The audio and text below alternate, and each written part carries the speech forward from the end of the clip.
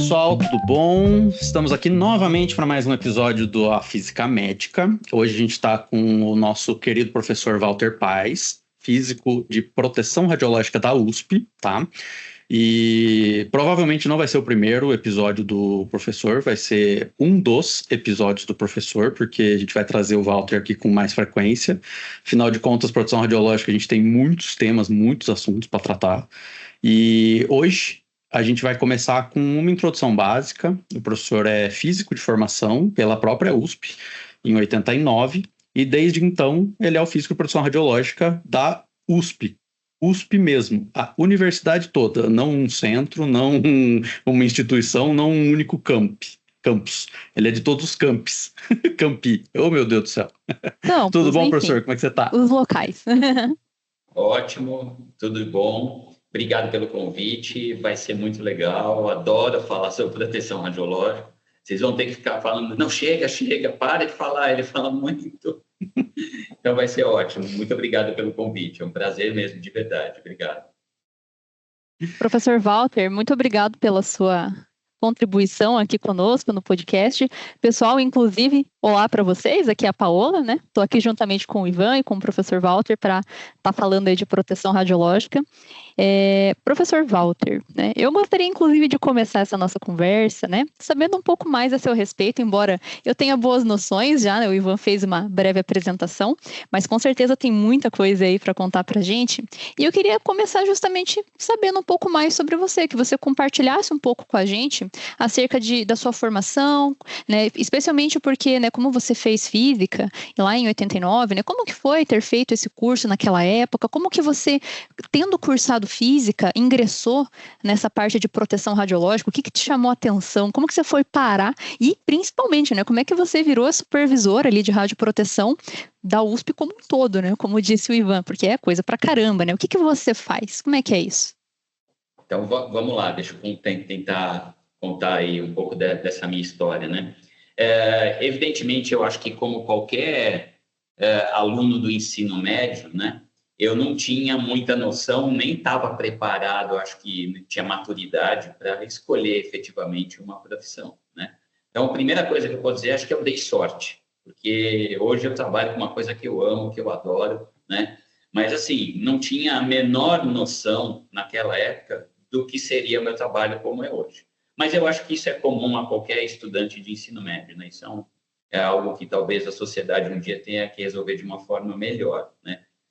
Bom, e como é que foi? Eu tinha a noção de que eu gostava muito de física e gostava muito de aspectos relacionados à biologia.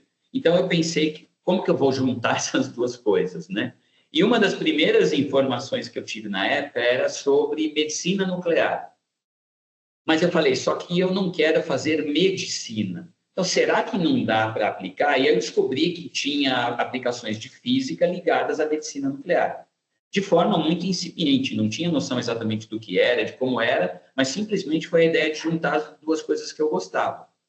E aí eu falei, bom, então eu vou tentar fazer isso, vou fazer física e vou tentar ver se lá na frente eu consigo fazer alguma coisa ligada à área de medicina nuclear. Então, assim que eu entrei, né, na faculdade, né, no curso de física, de bacharelado, e nessa época você ainda não tinha nada ligado à área de física médica.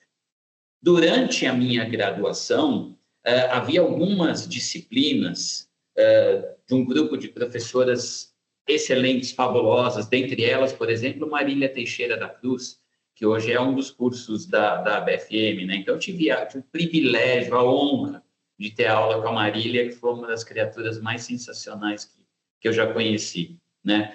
E a outra professora, Cecília Robilota, também, que é muito atuante na área de física médica e medicina nuclear, também foi minha professora. E a professora Emiko Okuno, que muita gente conhece. Então, vocês imaginam, eu fui muito bem cuidado, né? Eu tive um privilégio enorme na minha graduação de ter aula com essas mulheres sensacionais, né?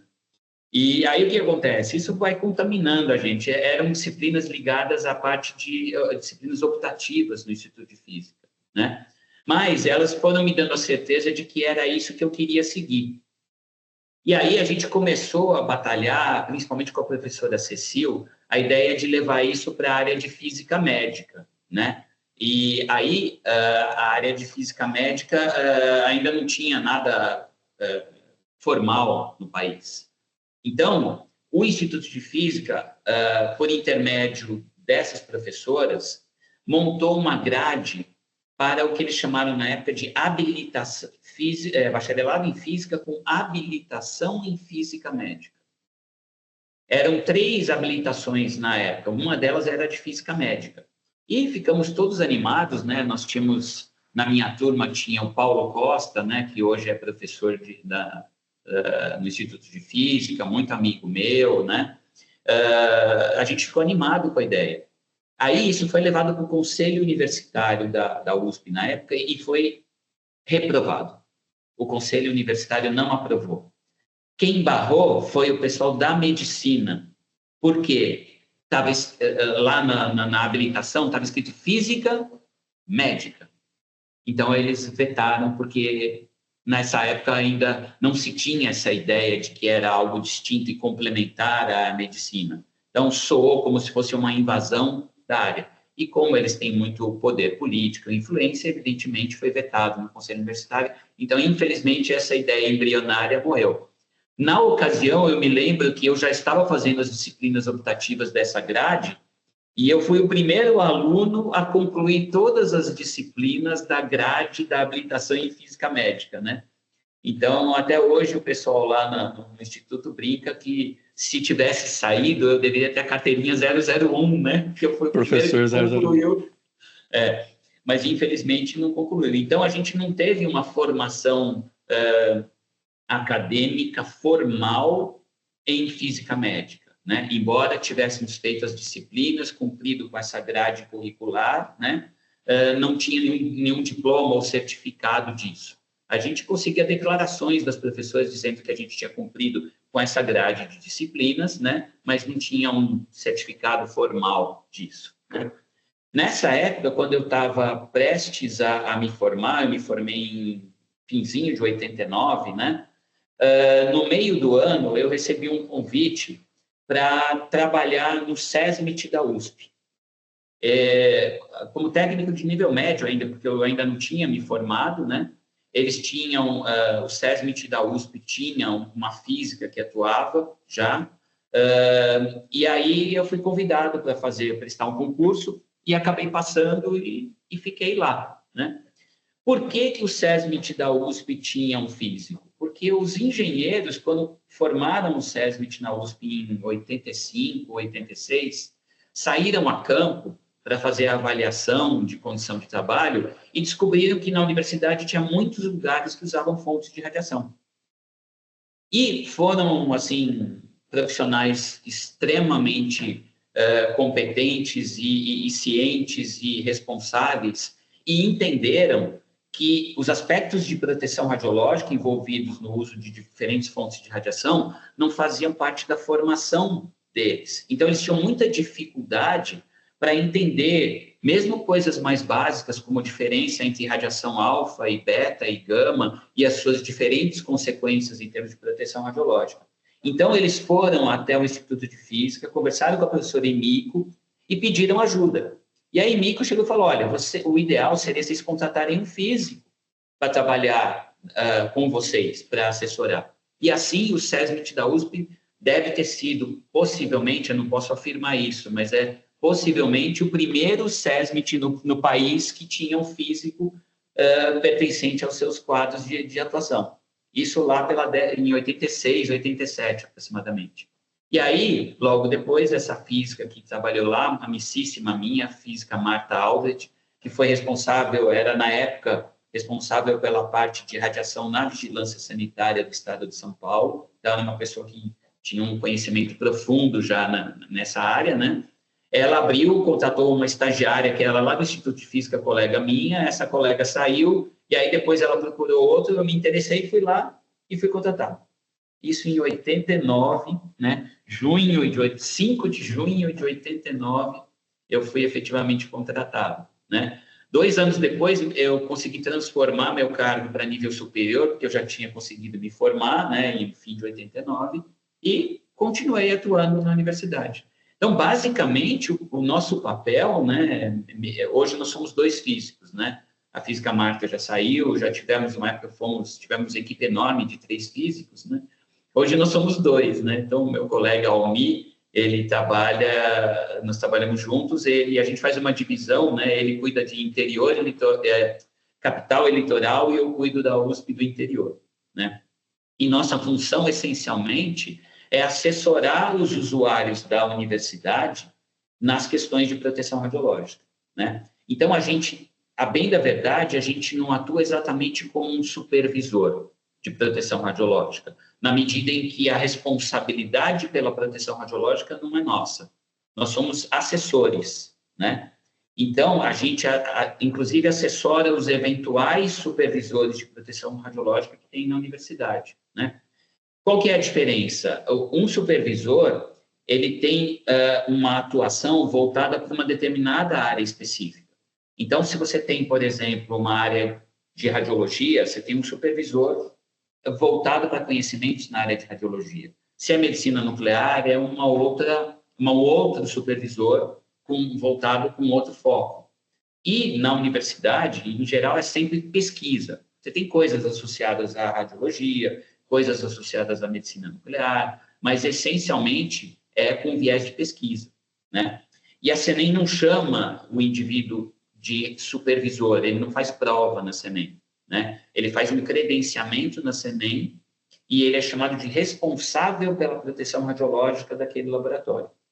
E o principal pré-requisito para ele ser o responsável é participar de um curso de proteção radiológica com carga horária mínima de 40 horas e conteúdo programático pré-definido. Então, uma das coisas que nós, no meu setor, fizemos foi montar esse curso em 1999.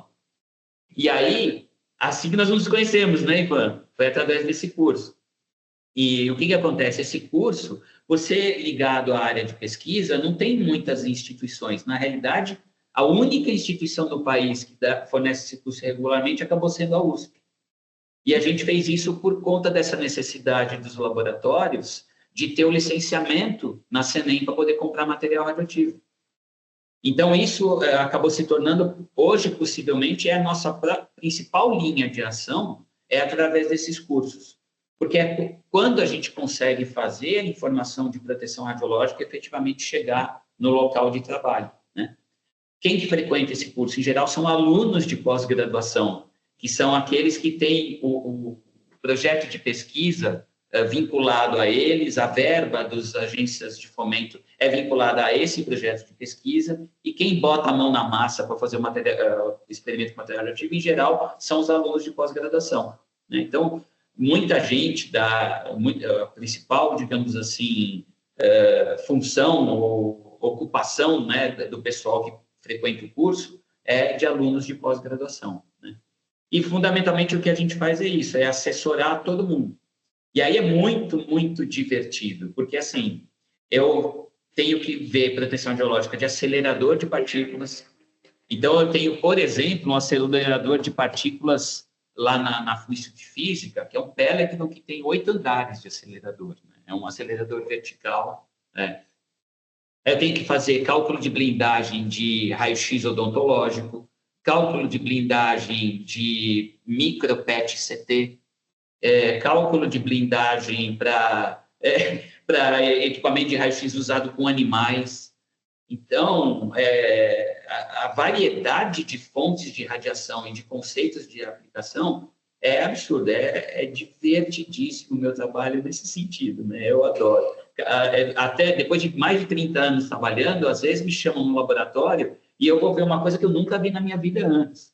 O que esse equipamento faz? É um implantador de íons que gera raio-x como subproduto, e aí eu tenho que estudar, falando, meu Deus, e como é que eu vou descobrir isso, né? Então, é divertido, é muito legal. É muito interessante, porque eu acho que isso é a essência do físico, né? Justamente ter essa curiosidade que se você sempre está aprendendo, né? Não tem uma limitante. E isso que você faz realmente parece ser algo muito expansivo. E o que eu estava pensando aqui, né? Que eu acho muito interessante. Eu e o Ivan, no nosso trabalho de proteção radiológica, ele tem uma diversidade grande, porque nós dois atendemos o radiodiagnóstico de modo geral. Mas ainda assim, é um segmento muito pequeno, porque a gente tem um único tipo de fonte emissora, né, que é tubo de raio-x, né, então, né, tem ali suas variações de energia, mas é radiodiagnóstico, ambiente de saúde, né, então não tem essa variedade. Mas a gente também cruza bastante com o SESMITs, né, então a gente conversa com o pessoal de segurança do trabalho, né, e uma coisa que a gente percebe que realmente, isso que você comentou, eu acho que é um dos primeiros e pouquíssimos lugares que tem de fato um físico, né, porque o SESMIT geralmente é composto pelas equipes de engenharia, e a gente, quando presta essa assessoria, a gente vê como realmente faz falta para eles, né, ter esse conhecimento mais específico, né? Então, você podendo estar falando sobre isso, né, realmente é interessante ver como dá para correlacionar essa parte da física médica com tudo, na verdade, né, não só SESMIT, mas como você falou, trabalho com equipe de radiologia, trabalho com veterinário, trabalho com odonto, trabalho com medicina nuclear, com parte de acelerador de partícula. Imagino que seja até bem diferente, né, Ivan? Você que lida com o SESMIT aí né, a gente que é só do radiodiagnóstico, né, a tua experiência é um pouco diferente, né? Nossa, muito mais diferente. É o que o professor estava falando, né? Que você vai lidar com várias coisas diferentes, usos e etc. A gente trabalha aí com uma gama muito pequena de variações e, assim, o que a gente tem que inventar, vamos dizer assim, é quando tem alguém querendo botar uma mamografia num caminhão para levar equipamento e atendimento de saúde para o interior, para regiões mais carentes. Já peguei um veterinário que queria ter uma clínica móvel. Então ele tinha um furgãozinho que ele ia ter um raio-x móvel ali dentro e todo o resto do aparato clínico no mesmo lugar, e ele queria montar esse negócio de um jeito seguro. E assim, ipsis literis chumba o caminhão e que aguente essa carga, né? Não é lá grandes invenções. É bem menos abrangente, né? Mas, professor, me diga uma coisa. Aí dentro do campus onde você trabalha, né? Dos campos, né? No caso, você comentou que é você e mais um físico. E vocês conseguem dar conta de toda essa demanda? Porque são muitas áreas, né? E a outra pergunta que eu tenho também esses cursos que você disse que fazem, né? Que ministram, até o próprio Ivan, né, como comentou ali que fez também, né? Esse curso é restrito para as pessoas da USP? Ele é aberto ao público? Ou para outras universidades que tenham interesse ou que precisem desse serviço, ou é restrito? Então, vamos lá, duas perguntas importantíssimas e ótimas, né? Primeira coisa, evidentemente que a gente não dá conta. Evidentemente.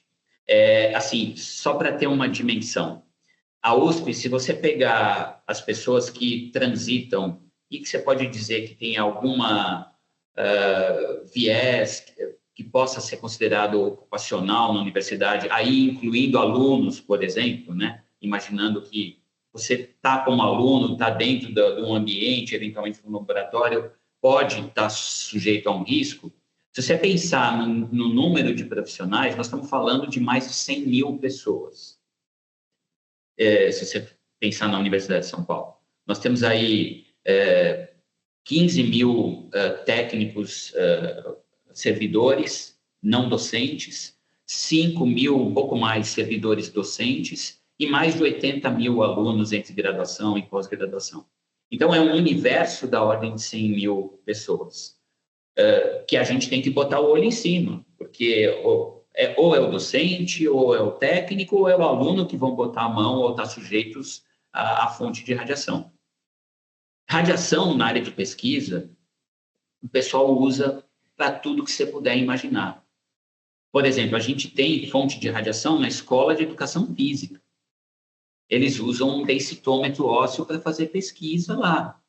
Então, você tem na biologia, química, física, oceanografia, eles usam material radioativo, faculdade de medicina. Bom, a gente estima, a gente não consegue ter um número exato, porque é muito dinâmico o processo e depende do projeto de pesquisa. Mas a gente trabalha com a estimativa de que a universidade tem algo em torno de 300 instalações radioativas, considerando que é um local onde tem fonte de radiação. Então, é um universo muito grande, né? Evidentemente que a gente não dá conta. Mas aí isso esbarra num outro aspecto muito importante, que é o seguinte: falta dentro da universidade e, consequentemente, na minha opinião, no país inteiro, cultura de proteção radiológica. Isso é absolutamente essencial. Como que você mede ou identifica que falta essa cultura? A começar pelo fato de que as pessoas ainda se deixam levar por místicas em relação ao que seja a radiação. A gente acabou de ver aí recentemente a tal da reportagem no Fantástico da mineração, que deu um bafafá. Eu faço parte de um grupo da Sociedade Brasileira de Proteção Radiológica que ficou indignado com uma série de coisas. Prontamente, em menos de 3 dias, elaboraram uma nota técnica para mandar para o público em geral, para desmistificar algumas coisas. Então, por que ainda existem essas mistificações? Porque falta cultura.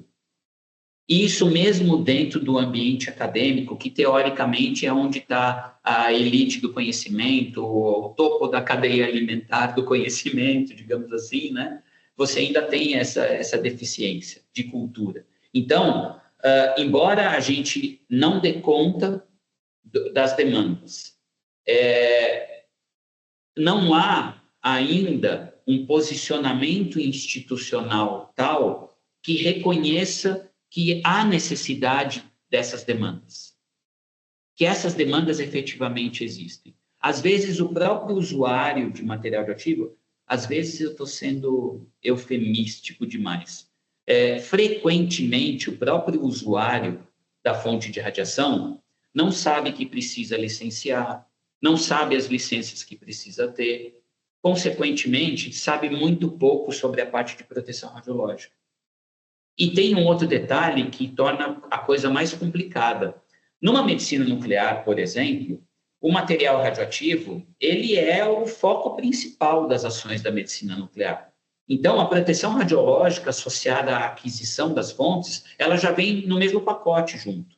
Muita coisa de proteção radiológica já vem junto com o processo de aquisição da fonte. Na pesquisa, não.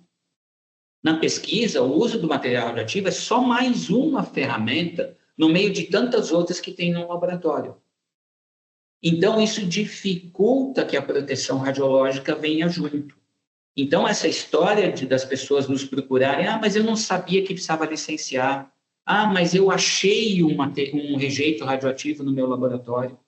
Isso acaba sendo relativamente comum, ou pelo menos mais comum do que a gente gostaria.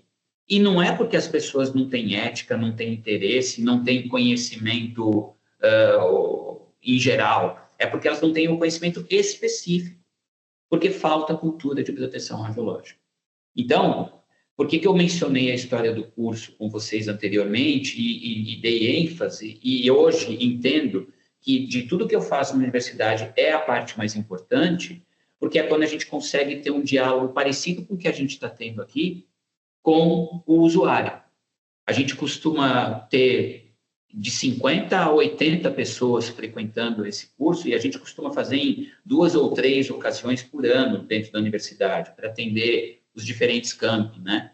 E está sempre lotado de gente, né? Justamente por conta disso, porque falta essa cultura e as pessoas vão buscar. E é a nossa hora de chegar e tentar passar essa informação, esse recado, de tentar sinalizar de que é importante, né? Isso, de certa forma, ainda que seja um trabalho muito pequeno, mas ele é fundamental para você começar a gerar e criar essa cultura de proteção radiológica, né? A gente tem um indicador que eu gosto muito de enfatizar, que é antes do curso e depois do curso, a gente percebe que há uma mudança de comportamento dos alunos dentro do laboratório. Desde coisas simples como precisa usar luva para trabalhar com esse material radioativo líquido, né? Que em tese é algo que parece muito óbvio, mas que não necessariamente é óbvio na cabeça dessas pessoas. E a gente percebe que existe essa mudança de comportamento, né? Eu usando esse exemplo da luva, por exemplo, para ilustrar, tem uma passagem muito interessante que eu aprendi trabalhando na universidade. Eu, no começo da minha carreira, eu costumava entrar no laboratório e falar para as pessoas quando me perguntavam: Walter, precisa usar luva para trabalhar com material radioativo? E eu falava: sim, precisa, você tem que usar luva. E com o tempo eu comecei a perceber e descobrir que o ser humano ele tem internamente uma aversão ao você tem que. Para qualquer pessoa do universo, você chegar e falar, você tem quê? Ela pode não falar, mas no fundo ela está falando, eu tenho o quê? O caramba. Quem é você para mandar em mim? Ninguém manda em mim, eu tenho...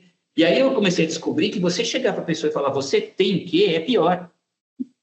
Piora. Porque aí eu saía do laboratório, ele pegava a luva, tirava a luva, jogava assim, falava, eu não vou usar, porque ninguém manda em mim. Então, estou evidentemente ilustrando um pouco, né? Mas o espírito é esse. Você pode ver, as pessoas não gostam que você faça imposições. Daí, por exemplo, as pessoas odiarem norma. Por que as pessoas odeiam norma? Porque norma te traz imposições. Então, eu comecei a aprender, e isso foi muito legal, quando me perguntavam, depois que eu aprendi isso, né? Eu tenho que usar luva? Eu falava, não.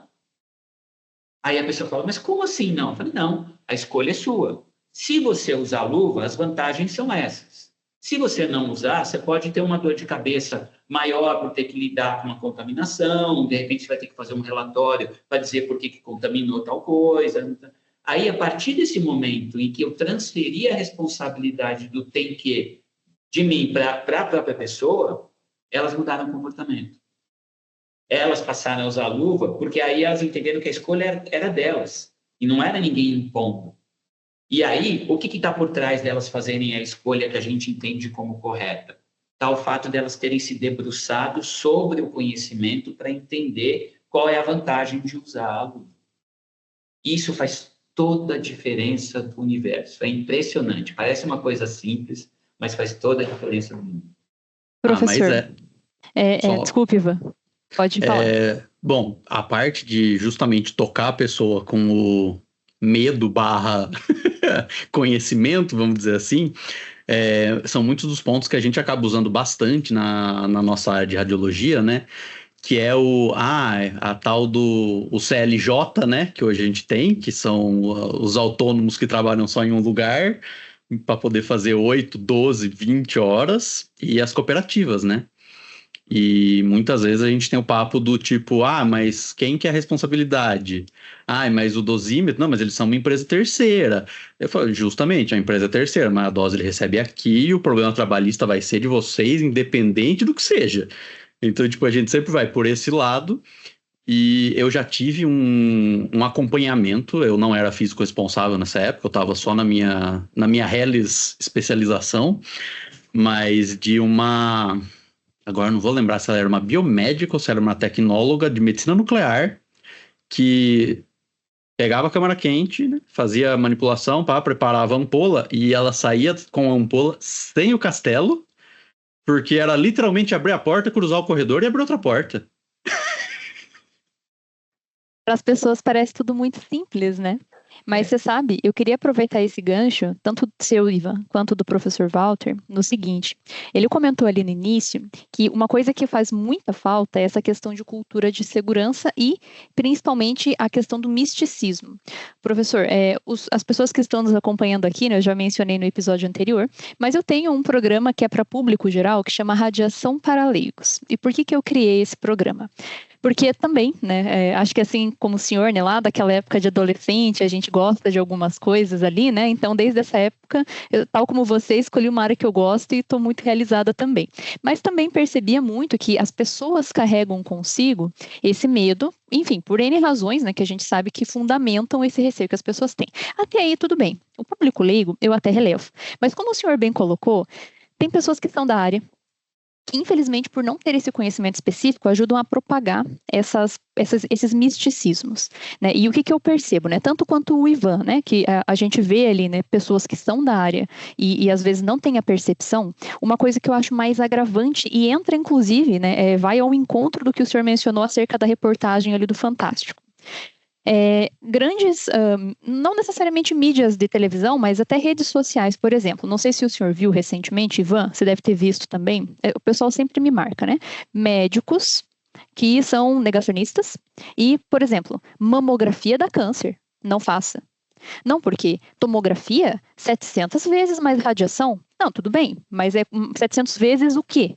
Né? Microsievert? O que isso representa? Né? Então, eles pegam esse medo das pessoas e exageram, né? E é muito engraçado, porque é sempre dois extremos. Ou tem muito medo, aí vai lá perturbar a proteção radiológica, ou não tem medo de nada, e daí não segue o que a proteção radiológica está falando, né? E até o senhor comentou acerca ali da questão da reportagem do Fantástico, né, que até usei esse gancho, eu até tinha pontuado aqui como um tópico, que é como você comentou que participa ali da Sociedade Brasileira de Proteção Radiológica, eu inclusive vi o comunicado deles, recompartilhei, de repente, o senhor tem alguma coisa que o senhor gostaria de incrementar ali? Porque como saiu na atualidade, é bacana a gente estar falando disso, e querendo ou não, né, vai ter impacto na proteção radiológica porque diz respeito a esse reflexo do medo que as pessoas têm e do modo como a gente comunica, que é o que o senhor falou que faz toda a diferença.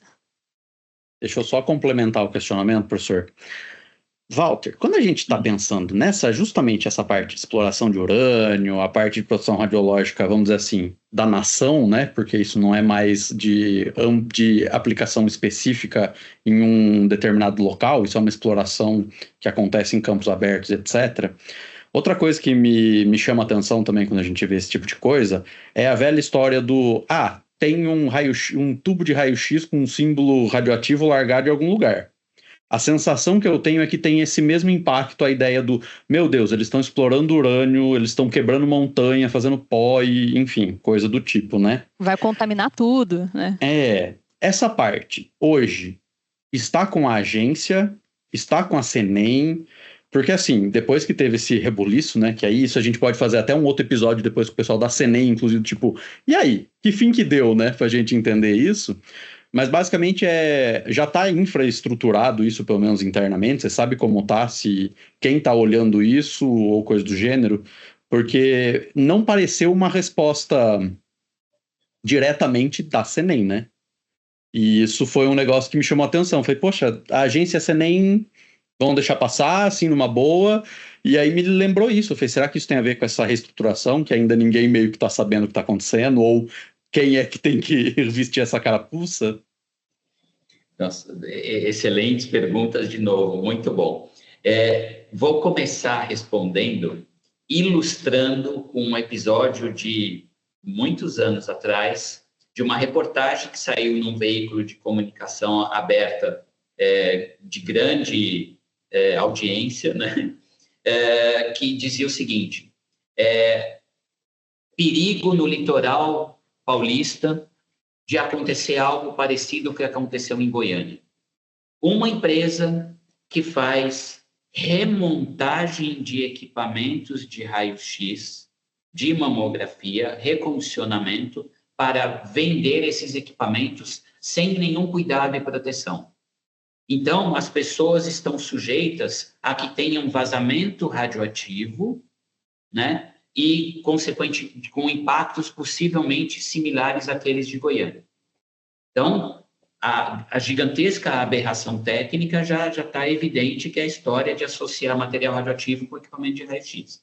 Não bastasse isso, aparece na reportagem um indivíduo sentado numa cadeira na frente de um visor plumbífero, possivelmente uma sala de tomografia, com o título embaixo, dando o nome da pessoa, escrito especialista em física das radiações, e ele dizia o seguinte: é verdade, corre o sério risco de ter contaminação por conta do recondicionamento do aparelho de raio-x. Ai, meu Deus do céu. Isso foi há muitos anos atrás, né? Bom, é absurdo, né? A gente dá risada, é extremamente errado tecnicamente, mas tem umas implicações por trás que são cruéis. Porque quantas pessoas assistiram essa reportagem? 10 milhões? 20 milhões?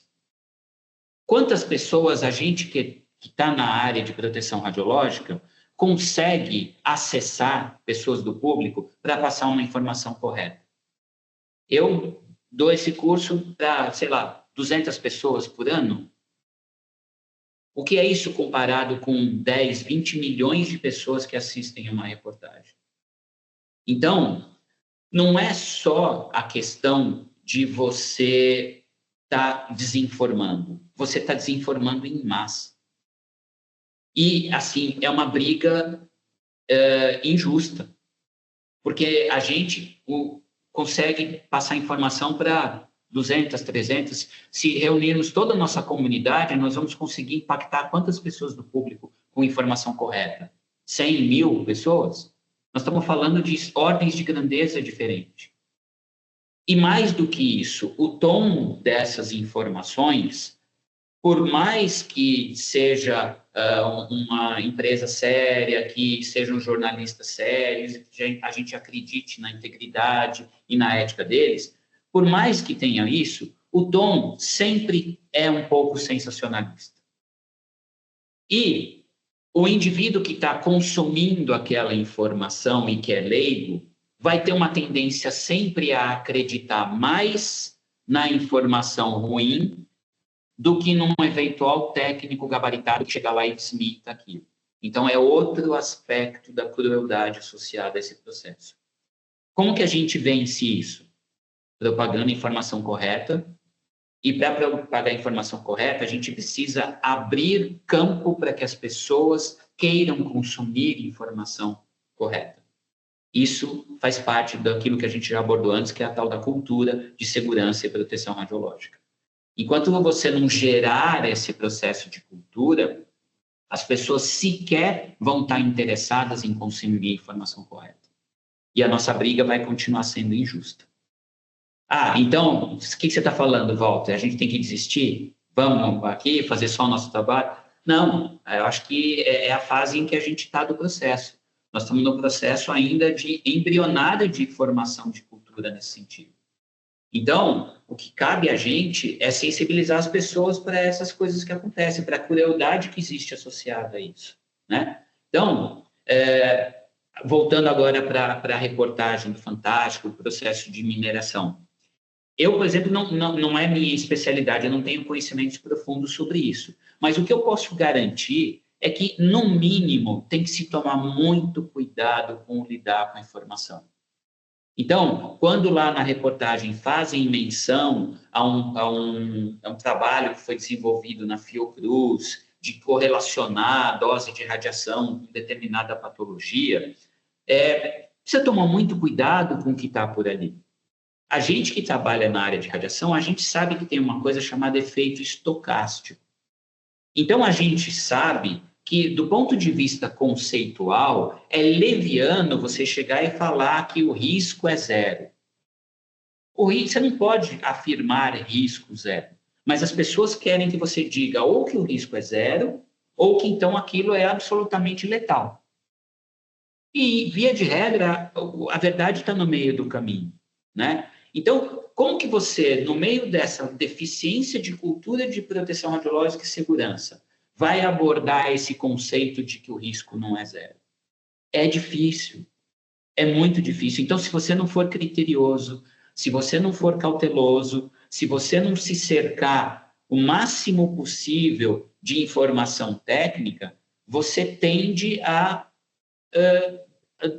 contribuir para a desinformação e não para a formação. Ali naquela reportagem, de cara, o que dá para a gente condenar? Que o pessoal da CNEM não foi ouvido. O pessoal da CNEM, que é o órgão regulador, não foi ouvido. E, inclusive, entrevistaram lá o especialista da agência, que estava nas dependências da CNEM. A entrevista foi feita com ele nas dependências da CNEM. Por que não entrevistaram alguém da CNEM também? Não estou dizendo que, ou sugerindo que tenha sido por falta de ética, não é isso. Mas, no mínimo, foi uma falta de cuidado de lidar com a informação. Porque, evidentemente, que o pessoal da CNEM teria muito a dizer sobre aquele processo, né? Até para poder não ficar no ar uma eventual mistificação em relação à mineração e patologias das populações vizinhas. Então, tem que se tomar muito cuidado com isso. É essencial, né? Em relação à questão da agência e da CNEM, eu não sei se todos sabem, a CNEM, desde sempre, ela foi o órgão regulador, o órgão fiscalizador e o órgão normativo. Então, ela fazia a norma e ela regulava ou fiscalizava a própria norma que ela fazia. Então, ela era 2 de 3 poderes, né? Exatamente, E aí a própria comunidade científica sempre questionou isso. Eu acho que, historicamente, há razões para que isso tenha sido dessa forma, porque, afinal de contas, é muito pouca gente especializada trabalhando. Então, na realidade, você, eventualmente, você não pode cobrir uma parte de um cobertor e descobrir a outra, porque você tem um cobertor curto. Então, você tem que tomar cuidado com isso. Mas chegou-se num ponto, e daí ocorreu a criação da Agência Nacional de Segurança Nuclear, né?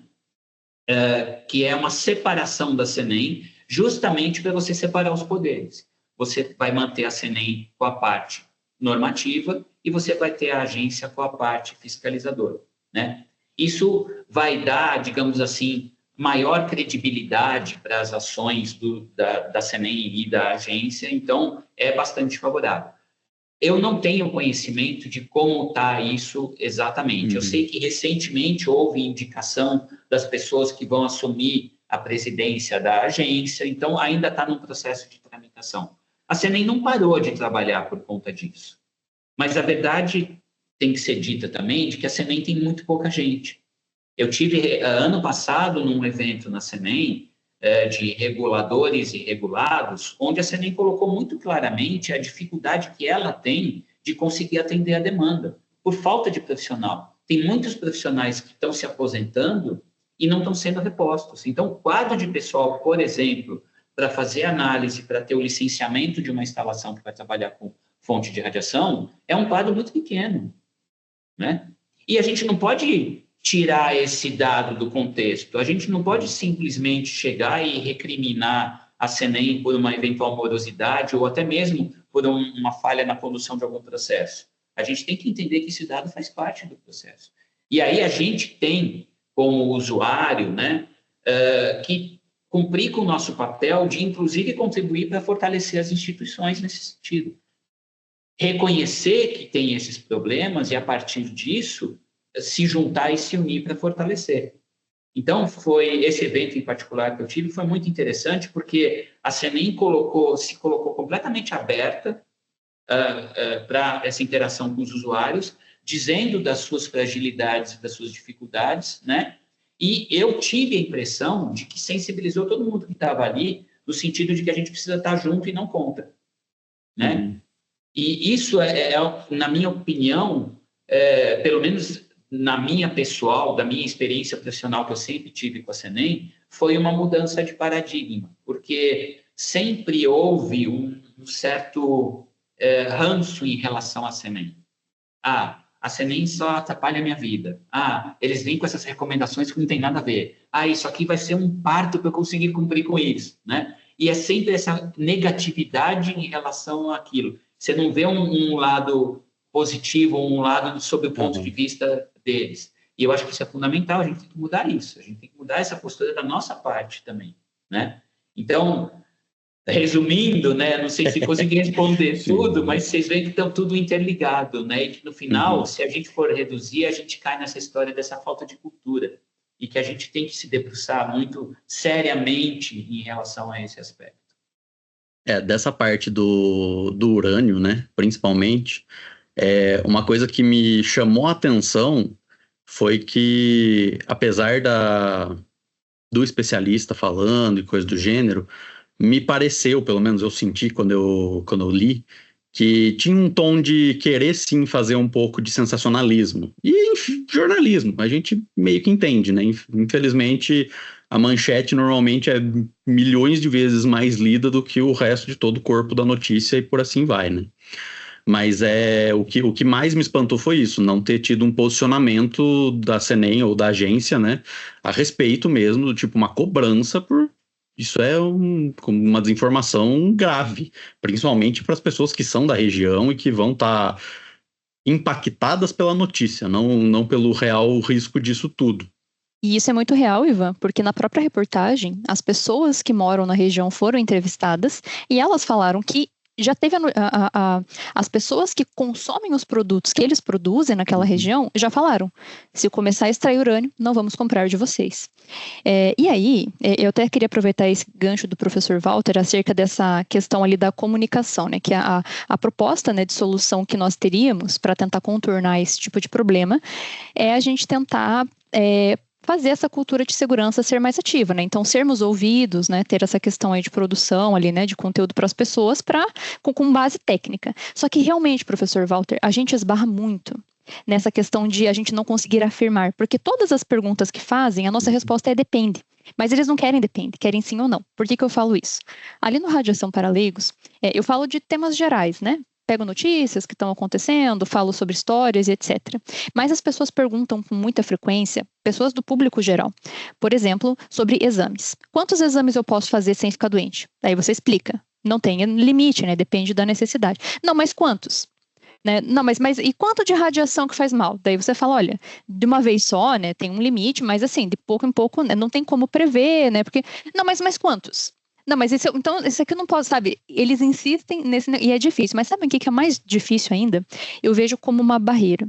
Vejam só, eu até comentei com o Ivan, que às vezes, quando a gente participa de eventos que são dessa área científica, para nós, claro, naturalmente a linguagem vai ser mais técnica. Só que às vezes, quando a gente vai falar com o público, o que eu percebo? Algumas pessoas carregam a linguagem técnica consigo. Isso até dá um tom de autoridade, concordo. Mas isso também afasta um pouco as pessoas. Por quê? Dificulta o entendimento. A manchete é fácil de entender. E, querendo ou não, quando a gente tem uma coisa que é transmitida de um modo muito complexo, a gente se sente burro. Ninguém quer se sentir burro. Então é mentira. Se eu não entendi, não, isso aqui nem é grande coisa. A manchete tá ali, ó. Contaminou. Ah, não, isso aí eu entendi. Com certeza é isso, faz todo sentido. Porque ninguém tem paciência o meio que nós estamos, o meio científico, infelizmente tem essa dificuldade, né, às vezes, de transpor a informação. E isso é uma coisa que eu percebo com o trabalho que eu faço, né? E mesmo a gente tentando transpor, ainda existe uma outra limitação, que é a limitação do conhecimento da população, nível educacional. Porque mesmo que a gente simplifique, professor Walter, você comentou, né, a quantidade de coisas que existem dentro da sua área, né? Como que a gente vai traduzir física, química, de um jeito simples para quem não tem nenhuma base, não sabe o que é um átomo? Como que a gente vai fazer essa comunicação? E aí está a questão da linguagem. E eu queria aproveitar esse gancho justamente para puxar novamente, professor Walter. Você tem um livro muito interessante, com uma linguagem muito clara, que inclusive o Ivan está mostrando aqui para nós que estamos vendo no vídeo, né? O adicional de periculosidade por radiações ionizantes. Esse livro eu achei excelente, eu acho que pessoas de qualquer área, né? Claro que a gente tem que ter um pouquinho de embasamento, porque é um livro técnico, né? Então, quem for acessar esse livro, né, tem que ter ali um pouco de noção da área. Mas, assim, para uma pessoa ali que tem um pouquinho de noção, um advogado que leia, um SESMIT que leia, é uma linguagem extremamente simples, boa de entender e muito técnico. E eu queria, inclusive, te perguntar sobre isso, né? Sobre esse teu livro, né? Essa obra que você fez, né? Que é sobre periculosidade, insalubridade. Eu li o seu livro, eu e o Ivan já fizemos apresentações em cima desse tema, né? Falando, né? Usando seu livro como referência, explanando para as pessoas essa ideia que você teve ali dentro do livro, que é muito boa, eu achei um livro fantástico. E eu queria te perguntar um pouco sobre isso, né? O que te motivou a fazer essa obra, né? Esse tema que você trabalha, né? O Ivan comentou comigo que você faz perícias, né? Você é acionado, né? Como que funciona isso, né? O físico sendo perito, alguém te chama, você se voluntaria, né? Enfim, contar um pouquinho pra gente dessa parte, assim, do livro, né? Desse teu ramo de atuação também, né? Deixa eu só tomar um pouquinho a palavra. Claro. Justamente nesse ponto, o livro tanto do professor Walter quanto da professora Emiko, a professora Emiko também tem acho que 3 livros já publicados, ou 4, já nem sei mais. Livros também, bem didáticos. Vocês sempre trazem o conteúdo de um jeito bem mais... Qual que é a palavra? Mais leve. Intuitivo da coisa. Palpável. Palpável é muito bom. E é um jeito que eu tento trazer justamente para esse ponto do explicar a segurança para as pessoas. A velha brincadeira do o estocástico, né? Como é que você explica um estocástico pro cara? Puta, jogar um dado. É a mesma coisa de você tomar sol sua vida inteira e alguém ter câncer de pele ou não, e por aí vai. Você entra em vários detalhes onde você tenta traçar para a pessoa a parte da probabilidade das baixas doses em si, né? Porque é aquela coisa, não é porque o risco é menor também que a gente vai falar para ti, não, se tu precisa de tomografia, vai fazer tomografia, é isso, e coisa do gênero, mas também não é o ponto da gente falar pro cara, tipo, não, 25 tomografias ao longo da vida, pelo amor de Deus, né? Vamos ter um controle. Então, tipo, só que ao mesmo tempo, professor, conversando com a professora Beth, né, Elizabeth, que também já estamos para trazer ela para cá para conversar com a gente. Ela trouxe um ponto que uma vez me chamou bastante atenção. Ela sabe quantas radiografias ela já fez na vida e ela sabe que são poucas. Então, tipo assim, até em que ponto a gente consegue traçar que a evolução em si da medicina, do acesso e etc., porque a professora Beth já é mais velha, ela é de uma época onde o raio-x já não era uma coisa, a tomografia, raio-x, etc., não era um exame tão disseminado como se tem hoje, que se pede para qualquer coisa. Então, assim, até que ponto será a gente explora esse excesso ou esse uso da radiação para exames de uma forma que talvez não seja necessária, ou é realmente uma questão de porque não tinha acesso. E hoje, realmente, a gente tem muito mais acesso, a gente consegue dar muito mais suporte para a saúde como um todo, né? Porque antigamente se tinha, pensando nos meus avós, meu avô tinha que viajar uns bons 100 e poucos quilômetros para chegar num postinho de saúde para conseguir ver um médico, entendeu? E hoje não, hoje você tem médicos espalhados por quase qualquer cidade do país, e isso facilita muito mais o acesso e, consequentemente, aos pedidos, né? Então, acho que, do jeito que você mesmo explicou, é aquela coisa, a gente está criando uma cultura e não necessariamente todo mundo que já tem que estar na base dessa cultura está sabendo dela. Não necessariamente o início dela está sendo pelo lugar mais apropriado, não vamos dizer certo, que acho que é um pouco até mais forte do que isso, mas justamente aonde a gente consegue começar a traçar que tem risco, mas tem muitos benefícios ao mesmo tempo, e sim, os cuidados têm que partir de todos os lados. Não adianta só a gente pensar que eu tô aqui batendo na orelha do médico e do SESMIT e afins, porque precisa ter cuidado, precisa ter controle, precisa ter, enfim, toda a parte de segurança montada, mas ao mesmo tempo também não tem a educação em si dessas pessoas que a gente fica na orelha, dela também entender que ela precisa fazer isso. Dela não tá só fazendo o que mandaram ela fazer, por assim dizer, né? Olha, eu achei que vocês fizeram um link sensacional aí, que meio que a minha resposta já está embutida no link que vocês fizeram, mas vamos lá. Eu falei para vocês do curso que a gente ministra, né? Como que o curso nasceu? O curso nasceu porque, de um dado momento, assim, de um mês para o outro, a CNEM resolveu exigir dos pesquisadores que eles cumprissem com um item que estava na norma, que até então ela não estava exigindo. Que item era esse? Que aqueles profissionais que estavam comprando, importando material radioativo, no ato da importação, apresentassem o certificado de conclusão com aproveitamento do curso. Então, esse curso, a obrigatoriedade dele já existia, mas a CNEM nunca cobrou.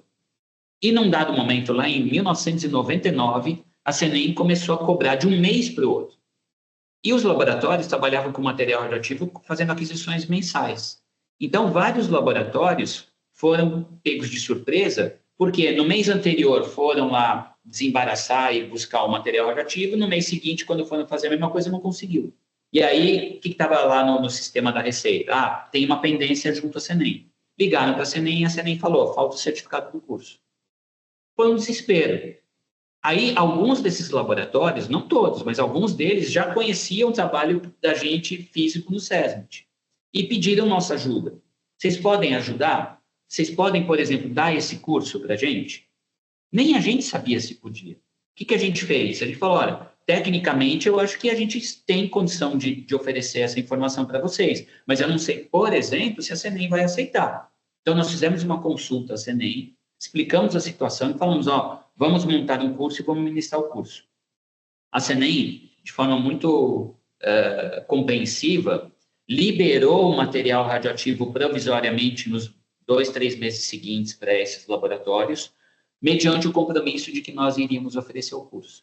Então, o que a gente fez? Nós saímos montando esse curso à base de como se faz um Frankenstein mesmo, né? Junta um slide daqui, outro dali.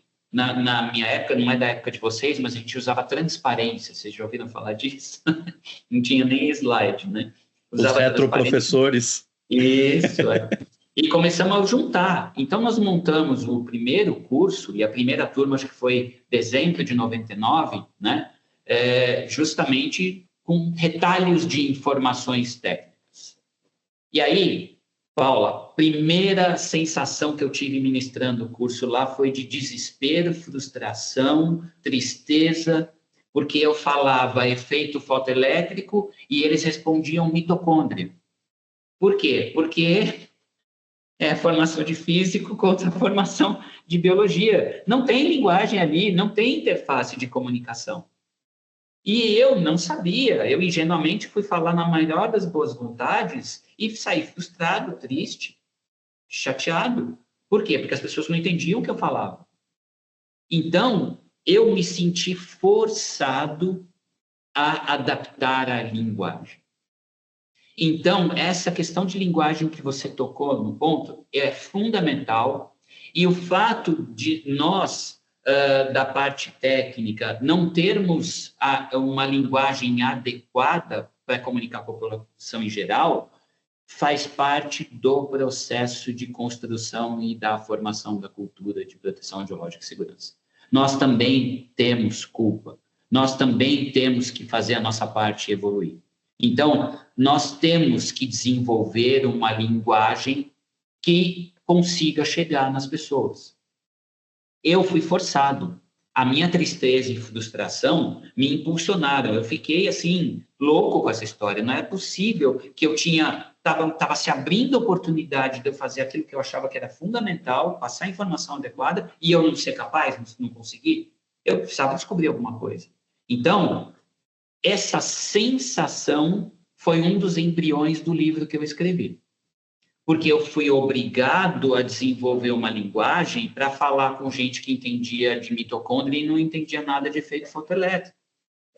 Então, eu tinha que encontrar formas de simplificar, formas de estabelecer comparação com coisas cotidianas que as pessoas pudessem entender. Então, por exemplo, hoje eu consegui desenvolver uma linguagem ou uma forma de fazer as pessoas entenderem, por exemplo, a história do efeito estocástico. Como que eu faço? Eu comecei a mostrar para as pessoas que não existe risco zero para nada na vida. Que se você dirige carro na cidade, você tem risco. Que se você andar de bicicleta, você tem risco. Se você pegar um elevador, você tem risco. Se você andar na rua, você pode tropeçar, bater a cabeça e se machucar, tem risco. Então, que essa história de que não existe o risco para as coisas, ou que tem risco zero, é uma tremenda mentira, né? Na realidade, que a gente é ensinado desde criança. Por isso que as pessoas discriminam as coisas, recriminam as coisas.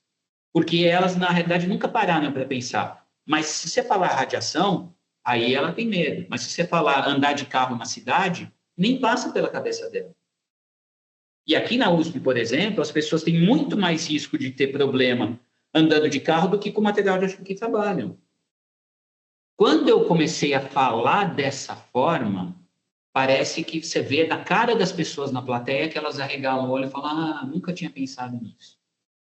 Isso foi o quê? Foi essa minha frustração que me fez procurar encontrar uma linguagem adequada para isso.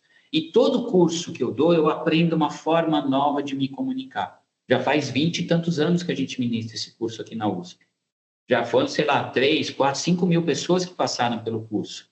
E todo curso eu saio dele e falo, puxa, próximo curso eu vou lembrar de falar tal coisa porque o entendimento foi melhor. Então, a gente está nesse processo também. E ele é fundamental, a gente precisa mudar a nossa forma de linguagem. E aí, esse foi um dos embriões do livro que eu escrevi. O outro embrião foi raiva. E como é que foi essa raiva? Vamos lá que eu vou explicar. O grande motivador. Foi a raiva. Eu vou explicar isso. Porque na universidade tem muito processo. Nem sei se muito, mas como a universidade é gigantesca, o número absoluto acaba sendo um número grande, né? De processos judiciais de profissionais da universidade contra a universidade, né? E vários deles envolvendo a área de radiação. especialmente por conta da história de adicional. Adicional de periculosidade, ou eu trabalhei em tal lugar com radiação e me expus, então agora quer uma indenização, e por aí afora. E aí o pessoal da área jurídica não tem conhecimento técnico, então eles vão buscar informação com o pessoal do SESMIT. Mas quando o assunto é radiação ionizante, o pessoal da área de medicina do trabalho e de engenharia de segurança não tem informação adequada para o assunto radiação. Então, aqui no caso da USP, o que acontecia? Eles procuravam o Walter ou o Almir para assessorá-los no processo jurídico da reclamação trabalhista.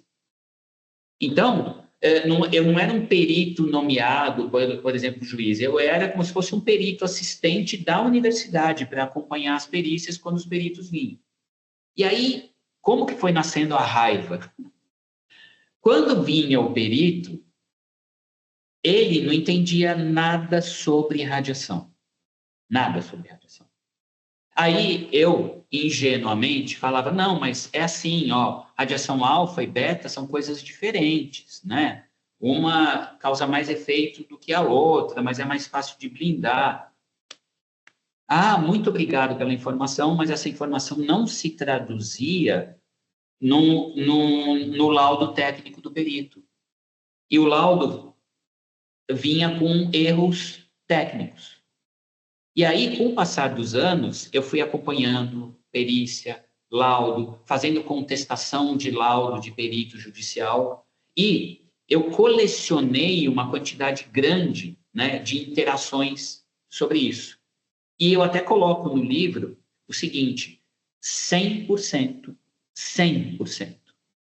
das vezes em que eu atuei assessorando em processos jurídicos, em 100% deles tinha erro técnico. É um absurdo isso, porque eu estou falando de centenas de processos judiciais em que todos, sem exceção, eu não achei até hoje nenhuma exceção de um processo que não tivesse erro técnico. E eu, no início, eu fiquei com raiva disso. Por quê? Porque o juiz acabava tomando uma decisão, independente de qual era o lado beneficiado ou prejudicado da história, mas baseada em erro técnico. E eu falava, que sacanagem isso. Por que isso acontece? E eu estou aqui para tentar ajudar a passar uma informação técnica melhor. E por que essa informação não é levada adiante? E aí, no final, ganhava o processo aquele que tinha a melhor argumentação e não aquele que estava correto tecnicamente. Isso me gerou muita insatisfação e raiva mesmo. Aí eu comecei a questionar, esses peritos são todos comprados, são antiéticos, e no final eu entendi que deve ter seguramente uma parcela desses que são tendenciosos e acabam não agindo da forma mais ética, mas em geral o problema não é esse. O problema é falta de formação adequada nessa área. Eles não têm como parte da formação, os engenheiros de segurança ou médicos, a parte de proteção radiológica ou de radiações. Isso é próprio, mais inerente próprio de um físico.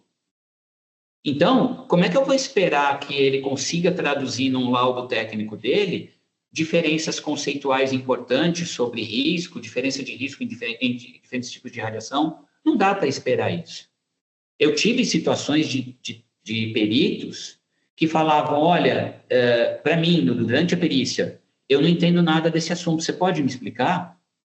E eu explicava, e no final ele fazia agradecimento no laudo, dizendo que agradecia pelas explicações técnicas e tal. Então, você percebe que não era falta de ética ou falta de profissionalismo, era efetivamente falta de informação.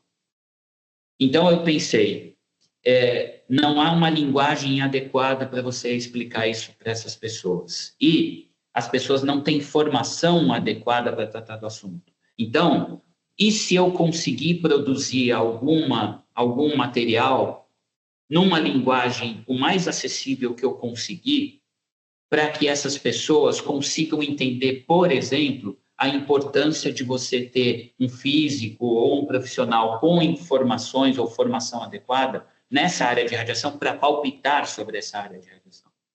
Então, essa foi a grande motivação do livro. Então, eu juntei essas duas frustrações. A questão da incapacidade de ter uma linguagem adequada, e eu reconhecia que eu não tinha, e que eu tive que desenvolver ao longo do tempo isso, com o reconhecimento de que as pessoas não necessariamente são culpadas por colocar uma informação errada, que leve a um laudo, uma conclusão errada, porque isso é fruto dessa falta de informação. Então, o que eu posso fazer?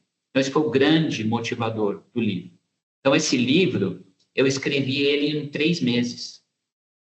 Foi muito rápido, porque assim, eu tinha toda essa insatisfação dentro de mim, então foi muito fácil escrever. Eu demorei muito mais tempo com a história de tratar imagem, direito de imagem, porque eu pus um monte de ilustração no livro, né? Isso me tomou muito mais tempo, parte de formatação, parte que não tinha domínio, né? Do que a parte do conteúdo propriamente dito.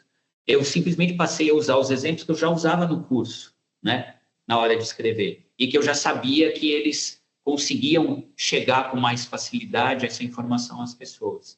Então, daí nasceu a ideia do livro, fundamentalmente, né? E o espírito é esse, é justamente facilitar a absorção dessa informação por pessoas que não têm formação ou base para isso, né? Então, vejam, o link que vocês fizeram foi muito oportuno, porque é exatamente isso, né? Você tem essa falta de linguagem ou de capacidade da gente ter uma linguagem adequada para chegar no público e que a gente precisa desenvolver isso. Então, não basta ter o conhecimento técnico, você tem que ser capaz de transmitir isso, você tem que ser capaz de propagar isso de forma adequada, né? Então, eu tenho muito carinho por esse curso aqui na USP, porque tem sido a melhor ferramenta que eu tenho à minha disposição para conseguir fazer isso que eu enxergo e que eu acho que é essencial. E por isso que essa iniciativa de vocês e de eu estar aqui podendo conversar, nossa, me deixa extremamente feliz. Vocês podem imaginar, justamente por conta disso, né? Nossa, a gente fica mais feliz ainda, você não tem noção. Eu estou aqui muito feliz em poder estar conversando com você, né, virtualmente, mas ao vivo aqui, né, para nós, né, que estamos aqui na transmissão. E, na verdade, né, essa questão ali da comunicação, né, e fazer essa tradução da linguagem, né, para público geral, eu acho muito interessante, porque até mesmo questões que são relacionadas a, por exemplo, a parte de legislação, né, realmente por você foi muito bem abordada, até coisas que eu e o Ivan, quando limos, né, o livro, e tivemos, né, a gente viu as suas considerações, é uma pergunta que eu gostaria de te fazer, né, como que você chegou nessa conclusão? Porque assim, pessoal, para quem ainda não, um pequeno spoiler, né, para quem ainda não adquiriu o livro dele, mas assim, ele faz uma colocação ali, né, ao final, né, depois de fazer uma introdução sobre a parte técnica, né, acerca dessa diferenciação de periculosidade e insalubridade, né, então, e que no final você faz a sua conclusão acerca de uma solução que você propõe, né, com base no que a gente tem de proteção radiológica. E a sua sacada acerca da insalubridade não valer, porque se você passa o limite, vai contra a normativa, nossa, quando eu li aquilo, não faz todo sentido, mas é óbvio. Como que você chegou nisso? É óbvio depois que alguém já, né, pensou e colocou ali, né, daí você vê que faz sentido. Como é que você chegou nessa conclusão, dessa correlação? Deixa eu só... Deixa eu só complementar também de novo.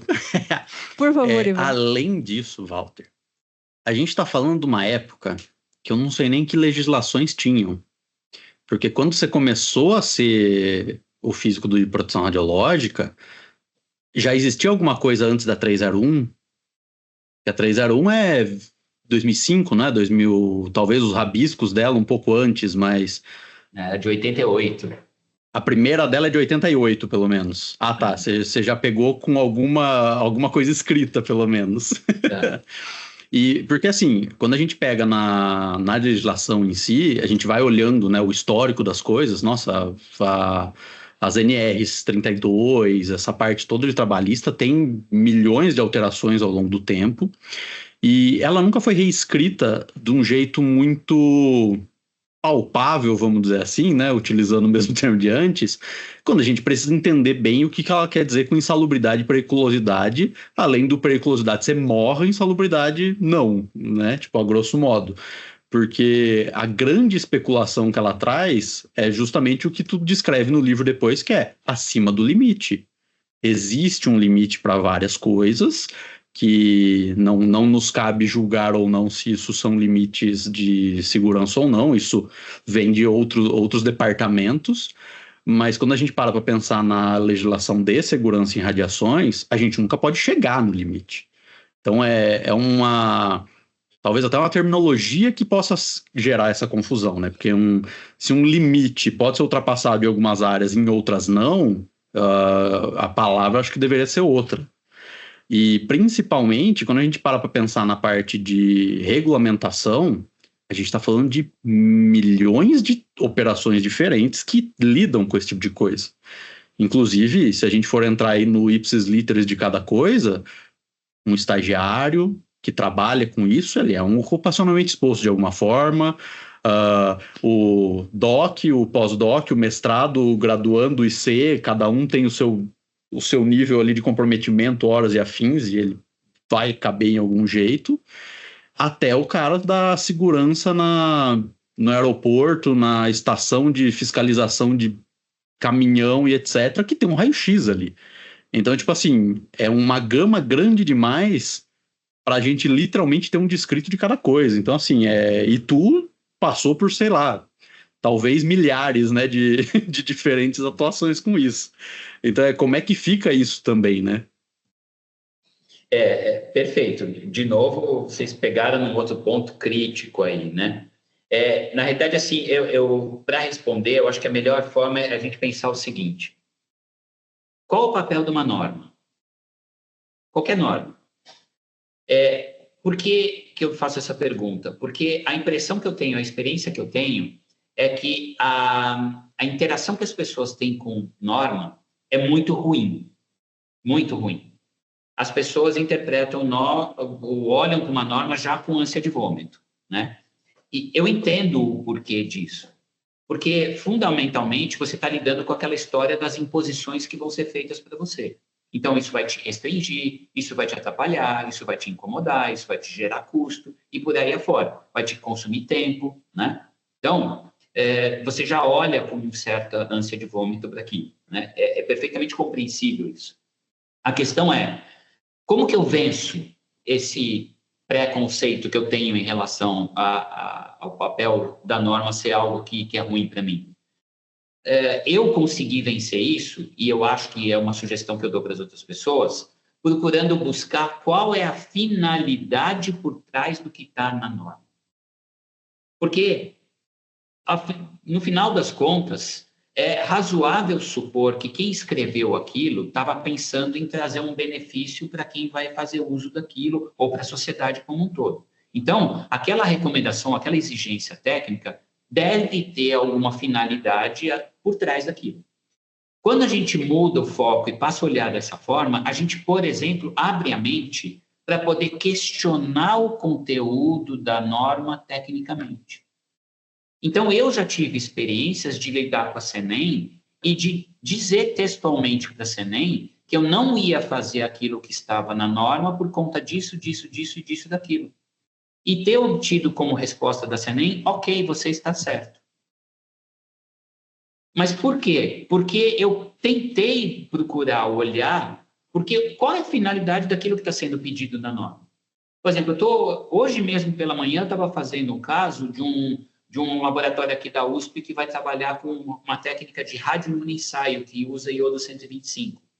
Só que não é igual um laboratório de análise clínica que usa 1.000, 2.000 kits de radioimunoensaio lá. Eles vão usar um por mês. E ele tem uma atividade muito baixa. Mas como ele emite radiação gama, ele é passível da obrigatoriedade de ter que usar o dosímetro pessoal. Só que isso implica em custos, em logística, numa série de coisas, né? E, assim, o risco associado é efetivamente muito baixo.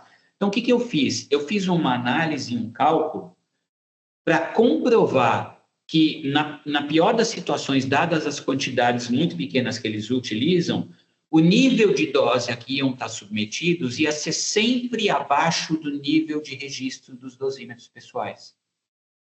Então, com isso, eu consegui demonstrar que o uso do dosímetro pessoal, nesse caso em particular, não faria sentido, porque sempre vai haver resultado abaixo do nível de registro. Abaixo do nível de registro não vai servir para nada. E isso foi aceito pela CNEM. Então, veja, mas eu tentei entender qual é a necessidade. Bom, de fato, você precisa ter dosimetria pessoal, monitoração pessoal nessa área. Então, eu consegui, entendendo a razão, explicar o porquê que não era aplicável nesse caso específico. Então, veja, esse é o primeiro ponto. Eu acho que a gente tem que entender qual é a finalidade do que está na norma. Feito isso, a gente consegue fazer o questionamento.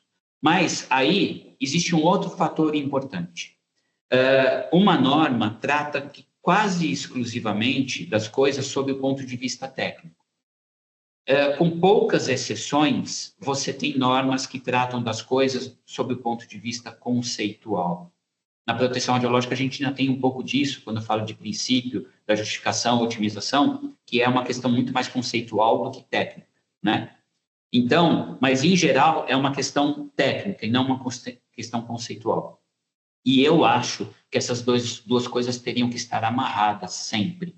Não dá para a gente só olhar o ponto de vista técnico ou só olhar o ponto de vista conceitual. Então, por exemplo, adicional de insalubridade e periculosidade, em última instância, quer dizer, eu vou pagar alguma coisa para o indivíduo porque ele está se submetendo a um risco, que pode ser um risco muito intenso e levar à morte, ou pode ser um risco que vai deteriorando a saúde dele, por exemplo. Então, isso é o conceitual por trás da coisa. Como que você faz isso tecnicamente e põe num texto, né? Então, muitas vezes já alegaram para mim que a periculosidade é só quando tem risco de morte, que é perigoso.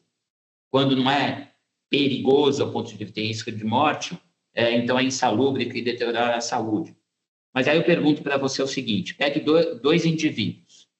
Um deles, um cara que trabalha em linha de alta tensão, com risco de eletricidade, que é periculosidade, né? E o outro indivíduo que trabalha num consultório do raio-x odontológico, que é radiação ionizante. Esse indivíduo que trabalha na eletricidade, vamos dizer que ao final do dia de trabalho dele, ele voltou para a casa dele e está lá jantando, etc. Qual o risco de morte para esse indivíduo devido ao trabalho que ele já fez? É zero, que já passou. Já o indivíduo que trabalhou no consultório odontológico e que fez tudo direitinho, mas tomou 0,1 milisievert naquele dia e voltou para a casa dele, qual o risco desse cara morrer devido ao trabalho que ele executou naquele dia? Já não é mais zero, por causa do efeito estocástico. Então, conceitualmente falando, você pode dizer que o cara que trabalha no raio-x odontológico é mais perigoso do que o outro que trabalha no risco elétrico. Então, do ponto de vista conceitual, você pode manipular essas informações, esses conceitos, mais ou menos da forma como você quiser, se você for tendencioso.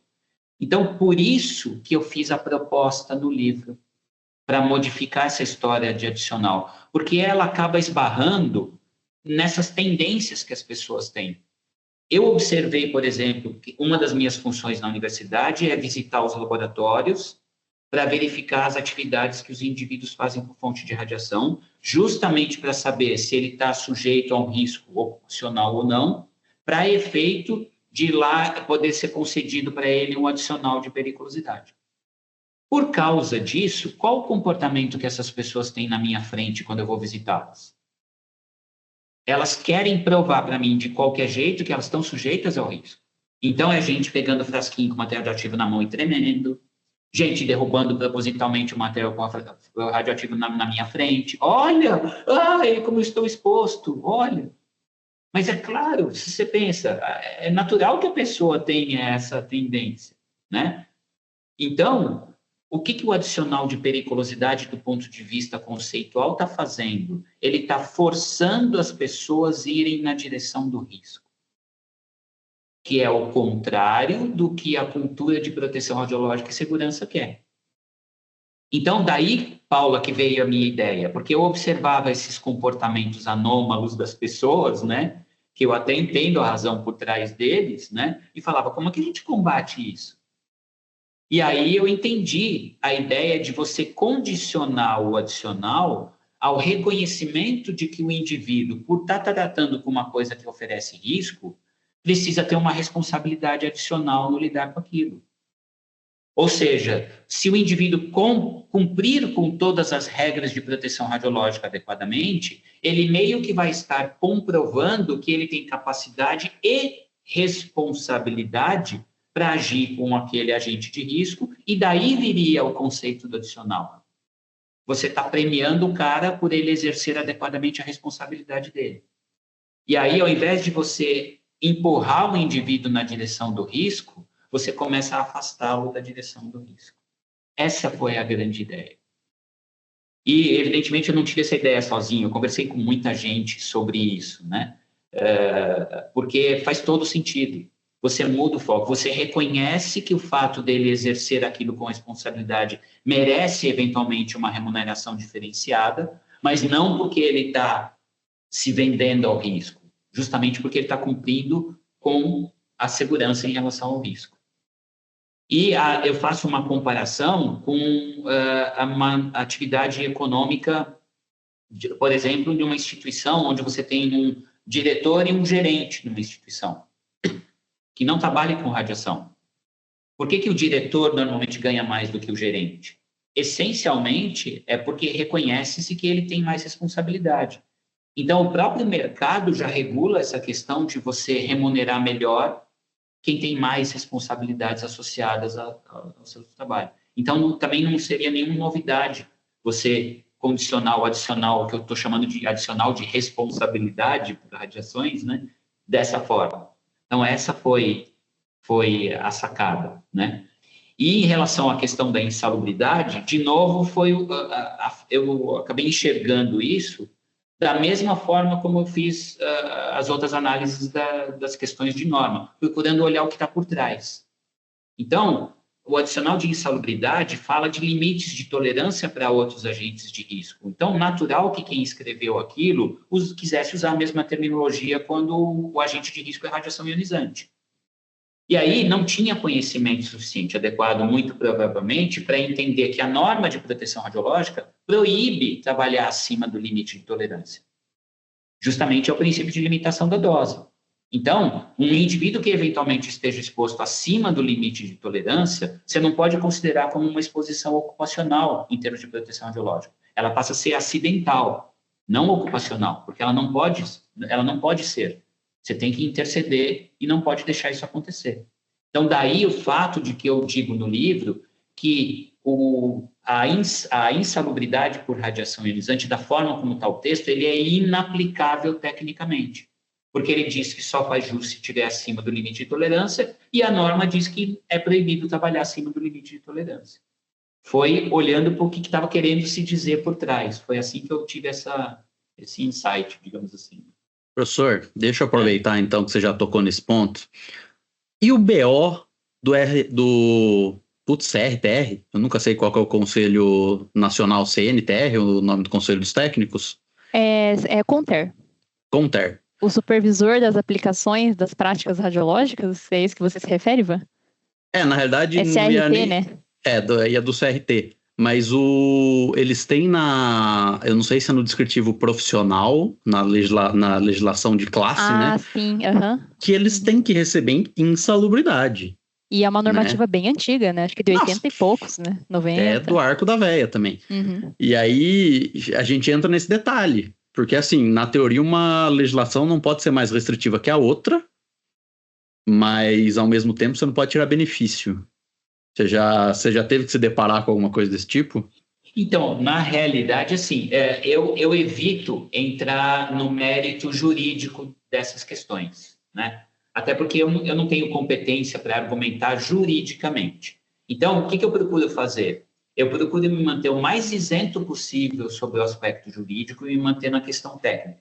Até porque, quando eu faço isso, normalmente, isso gera mais credibilidade em relação à minha opinião do ponto de vista técnico, né? Então, eu vou dar um exemplo ilustrativo para você de um desses processos que teve aqui na USP. O funcionário, o servidor, ele trabalhava com um equipamento que é um cromatógrafo gasoso, que dentro dele ele tem um detetor de captura de elétrons, detetor de captura eletrônica. Como funciona o equipamento? É para fazer leitura de amostras gasosas, né, de algumas substâncias que tem na amostra gasosa. Você injeta a sua amostra, o gás, numa tubulação, Essa tubulação leva o gás para dentro do equipamento, percorre dentro do equipamento, chega dentro desse detetor. Dentro desse detetor tem um tubo cilíndrico, onde na superfície interna desse tubo é eletrodepositado o níquel 63, que é um isótopo radioativo que emite radiação beta de baixíssima energia. Então, essa radiação beta ioniza esse gás, promove uma alteração lá no gás, e ele é feita uma leitura da quantidade dessas alterações. Com isso, eles conseguem quantificar aquele tipo de molécula específica, que eu não sei dizer exatamente quais, que estão ali, acho que é organoclorados, alguma coisa do tipo, que estão naquela amostra gasosa. Pois bem, do ponto de vista de proteção radiológica, você precisa licenciar esse laboratório, porque aquela fonte que está ali dentro, ela tem uma atividade de 15 miliquirris, que é uma atividade acima do nível de isenção para o isótopo níquel 63, conforme a norma da CNEM. Então, para eu poder comprar e importar, preciso licenciar. Por outro lado, qual o risco associado ao uso disso? Zero. Por quê? Essa radiação beta, ela é integralmente absorvida pelas estruturas internas do equipamento, porque está lá dentro. Você não tem acesso a essa fonte. O gás é que vai lá para dentro. Ou seja, quem opera isso, e qualquer pessoa que chegue ali do lado, pode dormir abraçado com esse equipamento, que não vai se expor à radiação emitida pela fonte que está lá dentro. Então, a prática é isenta. A CNEM tem esse conceito nas normas. A isenção da prática e a isenção da fonte. A fonte não é isenta, mas a prática é isenta. Pois bem, veio o perito, o funcionário entrou com pedido de periculosidade, né? A minha equipe já tinha avaliado e concluído que ele não fazia jus, porque não estava ocupacionalmente exposto, não toma nada de dose. Então, o agente de risco não promove nenhuma ação sobre o indivíduo que opera. Mas ele entrou na justiça. Veio o perito veio, conversou conosco, eu acompanhei a perícia. Num dado momento, o perito quis entender melhor essa história de que não está exposto. E aí eu expliquei para ele, falei, olha, dadas as características de geometria e de exposição, da emissão da fonte, de como está dentro do equipamento, não existe possibilidade de exposição em caráter ocupacional, porque a radiação não consegue chegar para produzir efeito no indivíduo. E o perito chegou lá na aula e falou, nossa, você se importa de repetir essa frase, que eu vou anotar? Falei, não. Aí eu repeti e ele anotou a frase. Aí veio o laudo depois, no final. E o laudo dele, no corpo do laudo, dizia isso, que não existe, a mesma frase que eu coloquei, não há possibilidade do indivíduo estar exposto em caráter ocupacional porque não há ação do agente de risco, etc. Eu fiquei feliz da vida, falei, nossa, ele pegou a frase e coisa. Na conclusão do laudo dele, o mesmo laudo, na conclusão, dizia que o indivíduo fazia jus à periculosidade por radiação. Na conclusão. Mas como assim? Então, nossa, ele não entendeu nada. Está entendendo que eu fiquei com raiva? Você entende que eu fico com raiva? Não é possível, gente do céu. Não só não é possível, como o que o juiz fez? Ai, meu Deus. O juiz O juiz não leu o corpo do laudo. Então, no mesmo laudo, ele diz que não tem possibilidade de estar exposto, e na conclusão ele diz que faz jus à periculosidade por estar exposto àquilo que ele não tinha possibilidade de estar exposto. Então, veja que esse é o grande problema. Não dá para a gente entrar na parte jurídica. Como é que eu vou contestar juridicamente isso? Já foi uma decisão do juiz. Então, a gente tem caso de um funcionário na USP que recebe adicional por ordem judicial, e não porque ele faça jus efetivamente. Agora, imagina isso espalhado no país inteiro. O quanto você tem de aberrações nesse sentido. E aí, essas legislações acessórias, qual que é o poder que ela tem? Por exemplo, existe uma outra que é bem interessante e que está associada à prática dos técnicos em radiologia, que é a história da jornada semanal de 24 horas, cuja motivação para isso é o fato de estar exposto à radiação. E aí, qual que é, então, do ponto de vista técnico, o respaldo que essa legislação tem de restringir a carga horária do profissional? Sabe qual é o respaldo técnico? Nenhum. Por quê? Porque não existe limite de dose em horas de trabalho. O limite de dose é em dose. Não é limite de hora de trabalho, é limite em dose. Então, desde que o indivíduo respeite o limite de dose, ele poderia trabalhar 38 horas por dia com aquela fonte de radiação. Então, não dá para dizer que a justificativa técnica pelo qual foi reduzida a carga horária seja a proteção radiológica. É uma mentira. Por quê? Porque não há embasamento técnico para isso. Mas ela existe? Existe. Ela é aplicada? É aplicada. Entendeu? Como que a gente vence isso? De novo, adivinha onde a gente vai esbarrar? Cultura de segurança. Nós vamos voltar sempre nesse ponto. Sempre vai esbarrar.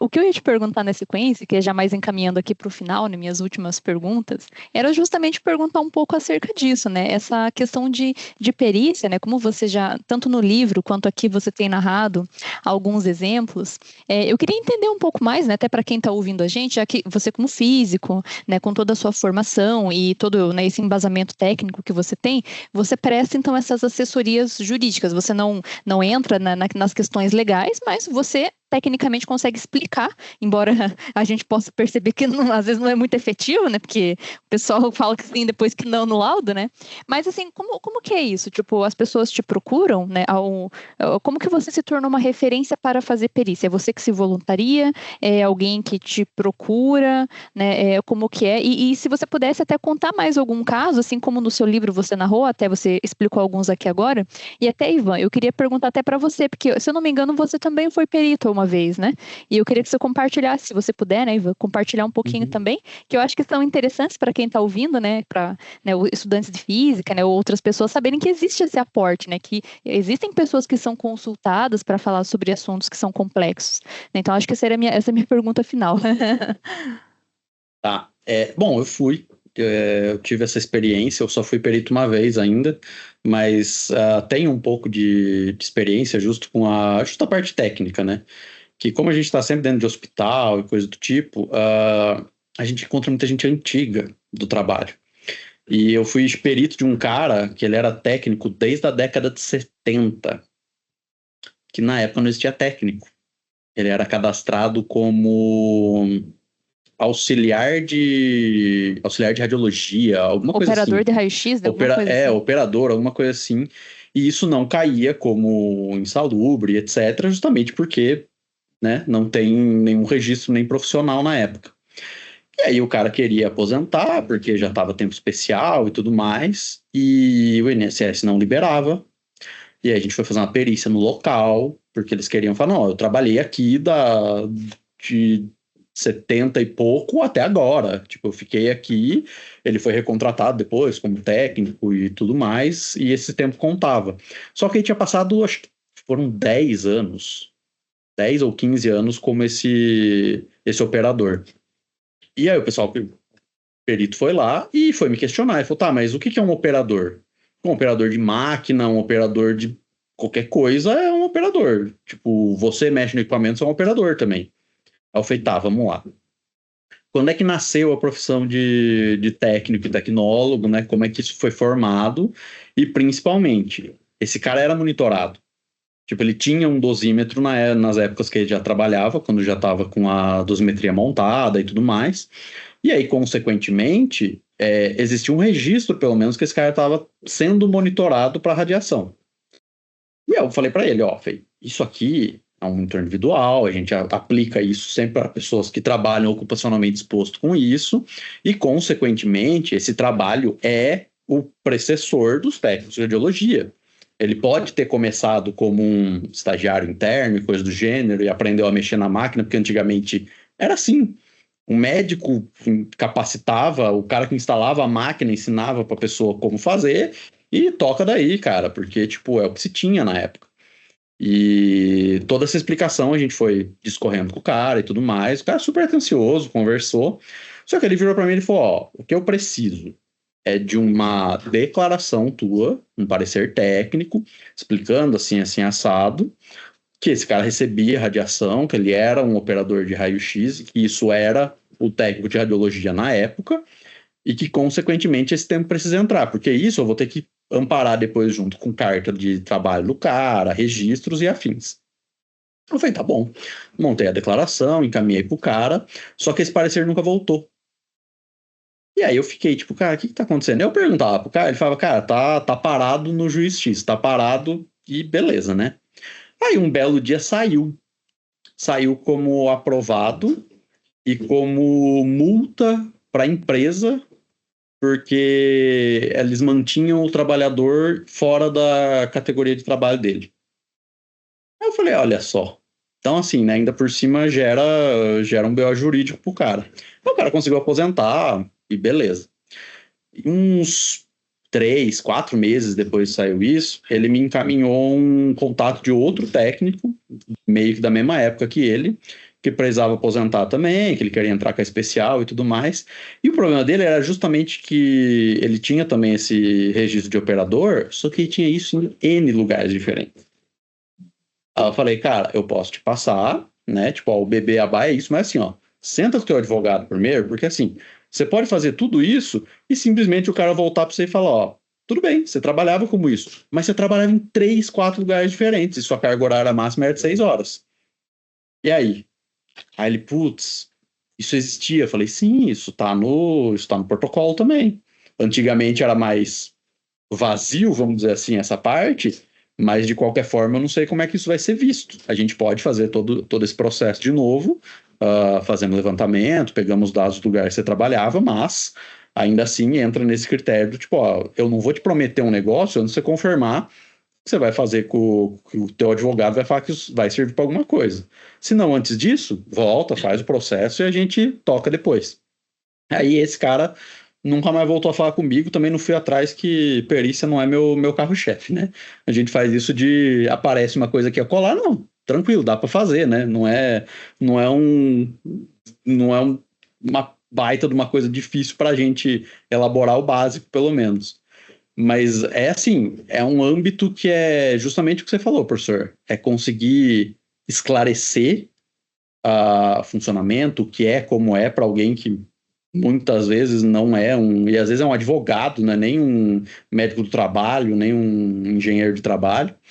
E justamente é o cara que está ali querer. Que às vezes o cara só está ali para bater cartão, fazer um cheque no seu protocolo de inspeção, vamos dizer assim, e é isso. Então, assim, é difícil. O senhor encarou muitas buchas, né, com isso. Mas eu acho assim, para complementar, né, e responder a Paula, no final isso também faz parte desse processo de crescimento da gente gerar cultura, né? Nem tudo é ruim, né? Eu tive um outro caso bastante interessante aqui na USP, eu vou contar resumidamente para vocês. Tinha um profissional que ele entrou no processo contra a universidade, alegando que ele tinha um problema por conta da radiação. Ele tinha, na parte inferior da perna dele, do joelho para baixo, ele estava tendo queda de pelo na perna. E ele tinha uma atividade que ele era responsável por levar uma fonte de radiação para fazer um trabalho de campo, a fonte dentro da sua blindagem, dentro de um case, de uma maleta, né? Mas ele tirava a fonte do laboratório, carregava até o veículo, e quando ele estava carregando com a alça, a maleta ficava justamente próximo da região da parte inferior da perna. E ele punha a maleta no carro, levava o carro até o campo, junto com os pesquisadores, chegava lá no local onde ia ser feito o experimento, ele abria a caminhonete, tirava a maleta e deixava no local onde ia fazer o experimento e pronto, acabava a atividade dele aí, né? E ele alegou que como tinha uma fonte de radiação lá dentro, que essa queda de pelo era por conta disso. Aí o pessoal da área jurídica da universidade me ligou perguntando se eu podia ajudar tecnicamente. E foi muito interessante porque foi um dos casos em que deu para ajudar tecnicamente. Por quê? Queda de pelo é efeito determinístico, né? Ou reação tecidual, né? Como a terminologia que se usa hoje em dia, né? Que conceitualmente quer dizer que precisa superar um limiar de dose para a ocorrência dele. Ou seja, você não vai ter queda de pelo a não ser que um certo limiar mínimo de dose seja superado. Então, o que eu fiz? Eu fiz um cálculo. Eu peguei o menor valor de limiar de dose para queda de pelo que eu encontrei na literatura e comparei com a taxa de dose que a fonte dava na superfície da maleta. E aí eu concluí que para que ele atingisse o valor mínimo de dose para começar a ter queda de pelo por causa daquilo, ele precisaria ficar abraçado com aquela fonte 12 horas por dia durante 219 anos. Então, ficou evidente, comprovado, de que não poderia ser feito por causa da radiação. E eu coloquei isso no laudo, né, na informação técnica. E o juiz entendeu, aceitou e deu, nesse caso, ganho de causa para a universidade, que era o que tinha que acontecer, né? O problema não era por conta da radiação. Então, veja, essa atuação nem sempre ela é só cheia de percalços, né? Às vezes a coisa funciona e dá certo, né? E como que a gente faz isso? A gente tem que ir abrindo essas portas, né? No meu caso, eu tenho um enorme cartão de visita, que é a USP. Quer queira, quer não, a USP é um cartão de visita. Então, muita gente acaba chegando, me procurando para fazer alguma coisa, não é porque eu sou o cara que conhece, que não tem outras pessoas que conhecem. Não, é porque, por sorte minha, né, eu estou na Universidade de São Paulo e a USP é um baita de um cartão de visita. Então, eles vão procurar em instituições, quando é uma coisa muito estranha, muito esquisita. Quem faz não tem, aí, às vezes, acaba chegando por conta disso, né? Mas, assim, eu acho que é um mercado enorme que tem para o físico médico. Por que eu digo físico médico? Porque de todas as formações que a gente tem, aquela que mais tem alguma coisa relacionada com a parte conceitual de física das radiações é a física médica. Nem o bacharelado em física, propriamente dito, a gente tem muita coisa nessa área. Mas na área de física médica a gente tem. E assim, nem é também o ideal dos ideais. Eu diria que a gente precisaria ter algum curso de especialização, talvez até mesmo de graduação, especificamente em proteção radiológica. Porque é uma área enorme, muito grande, que abrange muita coisa. Caberia você ter uma formação específica em proteção radiológica. E essa seria o ideal, o melhor de todos, né? Mas não tendo, a categoria que mais se encaixa, na minha opinião, é o físico médico. E aí é um campo perfeito, porque quem tem que dar palpite sobre agente de risco radiação ionizante tem que ser quem entende disso, por formação. Então, o melhor profissional para isso é o físico médico. Então, é uma das áreas que eu, particularmente, procuro incentivar que se abra espaço para a atuação do físico médico.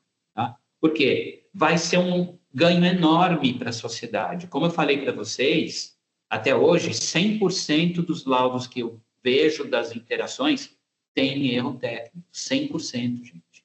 É um absurdo isso, né? É difícil você ter coisas que são unânimes. Essa é uma delas, né? Então, vai ser um ganho enorme para a sociedade, né? Então, eu sou muito defensor disso. E isso vai ajudar, evidentemente, a contribuir para aquela aspiração maior, que é a construção da cultura de proteção radiológica. Excelente, professor. Bom, Ivan, você tem mais alguma consideração? Eu tenho uma consideração. Eu acho que, infelizmente, não temos muito mais tempo, inclusive porque senão a gente não vai fazer um podcast, a gente vai fazer um audiolivro. Mas, professor, gostaria muito de recebê-lo aqui mais muitas e muitas vezes. Posso enumerar aqui de cabeça mais vários assuntos que eu gostaria de tratar com você. Inclusive era um que estava na nossa pauta, que a gente já decidiu que vai ficar para depois, que é justamente a parte de investigação de dose e pareceres. Mas a gente vai te trazer depois aí com mais calma, num outro episódio. Talvez a gente até já tenha tratado um pouco também sobre segurança em radiologia com a Rochelle. A gente vai ter algumas discussões aí. Professor, primeiramente, muitíssimo obrigado pelo seu tempo, pelo seu ensinamento. A gente vai deixar o link do livro, que eu acho que ainda tem alguns volumes lá com o pessoal da MRA, para a gente poder estar distribuindo um pouco mais esse conhecimento, porque cultura, querendo ou não, a gente que já está em empresas e coisas do gênero, a gente sabe o quão delicado o assunto é e difícil. Então, assim, implantar uma cultura, seja ela qual for, é trabalhoso e é aquele velho trabalhinho de formiguinha. Então, assim, gostaríamos muito de que isso chegue em algum momento num amplo conhecimento, para que isso seja o beabá da proteção radiológica num geral, e não uma bonificação por risco e para se expor, como o senhor coloca no livro. No demais, professor, eu espero que você tenha gostado, espero que você tenha disposição ainda para outros papos no futuro. E assim que a gente colocar o episódio no ar, a gente vai estar te avisando, tá? Porque a gente gostaria muito de que aqui fosse uma fonte de, vamos colocar assim, de história para o que a gente está trazendo. A gente vai querer trazer a Emico, a gente vai, já até anotei aqui também do comentário que eu não sabia desse negócio da consultoria dela para o SESMIT da USP, apesar de muitas histórias que a gente conhece da Emico.